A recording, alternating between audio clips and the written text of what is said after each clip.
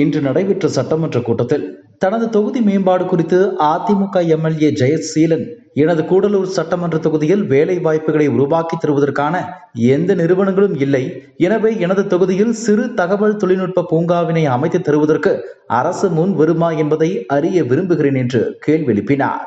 அதற்கு பதிலளித்த தகவல் தொழில்நுட்பத்துறை அமைச்சர் பழனிவேல் தியாகராஜன், இந்த கூட்டத்தொடரிலேயே என்னுடைய துறையில் இருக்கின்ற சிக்கல்களை நான் கூறியிருக்கிறேன்.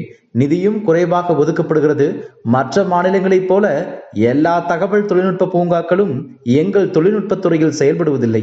எனவே யாரிடம் நிதியும் திறனும் அதிகாரம் இருக்கிறதோ அவரிடம் கேட்டால் அவர் செய்து கொடுப்பார் என்று நான் கருதுகிறேன்.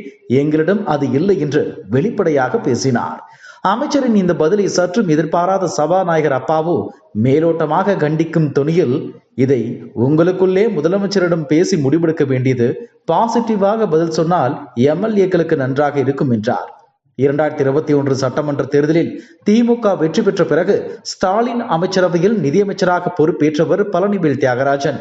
இவ்வாறு இருக்க அவர் பேசுவது போன்ற ஆடியோ ஒன்று 2023 சமூக வலைத்தளங்களில் கசிந்தது. அதன் பின்னர் அந்த ஆடியோ முற்றிலும் போலியானது என்று பழனிவேல் தியாகராஜன் மறுத்தார்.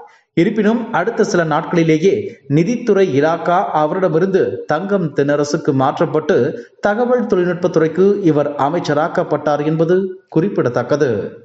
இதுபோன்ற செய்திகளை மேலும் தெரிந்து கொள்ள எங்களது யூடியூப், ஃபேஸ்புக் மற்றும் ட்விட்டர் ஆப்களை சப்ஸ்கிரைப் செய்யவும்.